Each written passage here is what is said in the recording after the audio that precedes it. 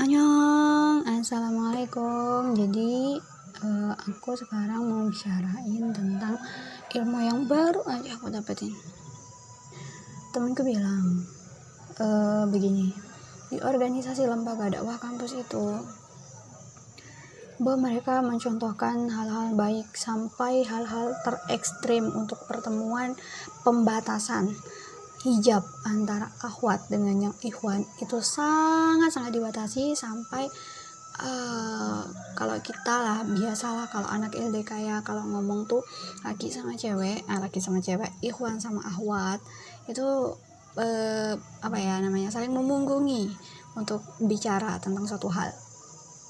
Tapi begini, di sini dia mengatakan bahwa LDK di bawah naungan kampusnya dia itu sangat luar biasa sampai akhwat sama ikhwannya ini itu sangat banget dijaga dari pergaulannya itu.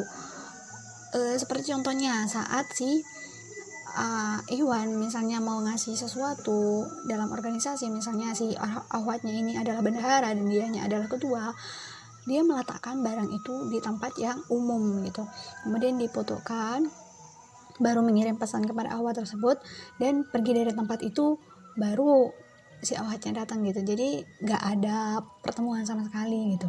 Ini ekstrim banget ini menurutku ya begitu. Tapi temanku ini menentang. Kenapa? Karena ada orang, bahkan ketuanya dari LDK ini sangat menjaga sekali hal-hal seperti tadi, sangat menjaga. Tapi di luar dari lembaga dakwah kampus itu mereka menyentuh perempuan seolah tidak ada kesalahan. Hey bro gitu loh, tanpa saling menyentuh tanpa merasa bersalah. Terus apa yang dia pelajarin di dalam LDK itu? Apakah pelajaran keagamaan itu cuma diterapkan di dalam organisasi itu aja gitu? Dan temanku ini bilang bahwa itu tidak hanya satu orang, banyak orang di dalam organisasi itu. Mereka mau pelajari tentang hal itu, tapi mereka melanggar peraturan di luar dari organisasi itu. Jadi seolah-olah peraturan tentang keagamaan itu hanya berlaku di dalam organisasi itu, padahal itu adalah peraturan agama yang berarti berlaku di dalam kehidupan sehari-hari, bukan di dalam organisasi itu aja. Dan baru aja aku dapat ilmu bahwa di dalam pondok pesantren, di dalam mahat itu tidak semuanya kaum para ahli surga nggak kayak gitu, nggak semuanya itu baik gitu loh. Kakakku ini bilang kalau di Mahat itu banyak sekali yang penghafal Quran banyak, yang bisa baca kitab banyak, yang bisa bahasa Arab banyak, yang ahli agama, ahli fikih, ahli sekian macam itu banyak sekali. Tapi tahu yang membuat derajatnya menurun yaitu dia pacaran bro. Apakah orang yang udah ahli agama, udah tahu tentang segala hukum gini, apalagi cuma hal sekedar pacaran itu aja yang dia nggak tahu, berarti di ini masih belum baik gitu loh. Dan malah mereka ini orang-orang luar biasa ini rata-rata mereka semua itu pacaran, dan ini adalah rata-rata, jadinya kebanyakan dari mereka gitu. Aku aja sampai terkejut bahkan kayak gitu. Dan lebih parahnya lagi, mereka menghalalkan hal-hal yang sudah jelas haram gitu loh. Mereka mencari-cari alasan untuk membuat sesuatu yang buruk menjadi baik gitu. Padahal udah jelas kan ya, udah jelas hadisnya, nggak aku jelasin lagi karena kalian tahu lah, kalian udah tahu tapi ngelanggar gitu loh. Ada banyak sekali yang perlu kita pelajarin. Aku pun udah nemuin sekian banyak penghafal Quran yang nggak jaga pandangan banyak, terus yang jilbabnya masih transparan banyak, yang jilbabnya nggak menutup dada banyak, yang nggak pakai cipu sampai kelihatan rambutnya banyak.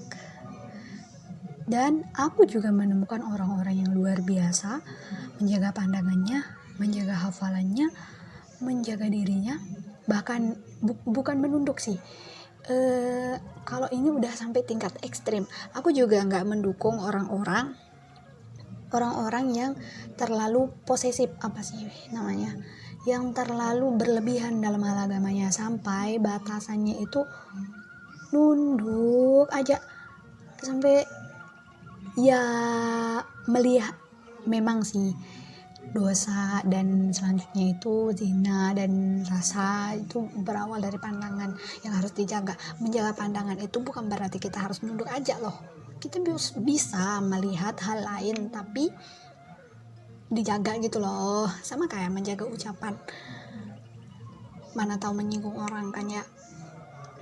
Tapi aku tidak suka pengekangan terlalu mengekang kayak yang tadi terjadi di LDK itu kan, terlalu ekstrim antara pergaulannya itu sampai mereka itu merasa terkekang sehingga di luar dari itu mereka melakukannya gitu. Gimana sih rasanya gitu loh, kayak mereka penasaran gitu. Sama kayak kasus yang di Mahat tadi, mereka sebagian besar adalah anak-anak pondok yang biasalah kan ya, anak pondok itu mereka berada di asrama yang isinya semuanya laki-laki, semuanya perempuan gitu. Jadinya dikekang banget dengan peraturan-peraturan yang gak ngebolehin mereka ketemu gitu. Jadi pas mereka lulus dari yang namanya sekolah itu, mereka penasaran gimana sih rasanya gitu. Makanya pas mereka keluar yang di Mahat ini, mereka kan bebas kan ya, jadinya mereka pengen nyoba gimana sih rasanya berdosa gitu. Emang mereka suci di pondok? Enggak kan ya. Seharusnya kita tuh bisa berpikir, bisa mengambil ilmu dari apa yang kita punya, bukan cuma pengetahuan aja yang dipunya tapi enggak diterapkan kan enggak guna gitu ya. Ilmu aja segeblek ditanya bisa jawab semuanya, hadis, Quran, gini-gini itu bisa jawab semuanya, bisa dituntaskan, tapi dia sendirinya malah melanggar apa yang dia katakan gitu kan. Padahal udah jelas kan ya hadisnya, udah jelas ayatnya kalau kamu tuh jangan ngomong sesuatu yang kamu gak ngerjain gitu loh ya. Kalau orang butuh akan informasi itu sebarkan gitu. Gimana ya ngomongnya itu ya, memang semua orang itu perlu untuk memperbaiki diri. Saya sendiri pribadi juga ya, apa kalian kagak ada gitu. Udah, kita jangan bahas diriku ya. Begitulah fenomena sekarang yang begitu luar biasa. Ada orang yang biasa-biasa aja kelihatannya, tapi ternyata di dalamnya dia tuh luar biasa ya. Lebih baik sih begitu, biasa-biasa aja kelihatannya di luar, tapi kalau udah digali amalnya jalan, ilmunya segaplek. Wah, keren sekali bos.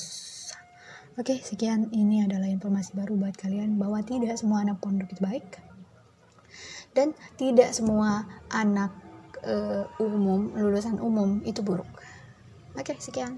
Bye bye semuanya. Mari kita memperbaiki diri, muhasabah lagi. Assalamualaikum.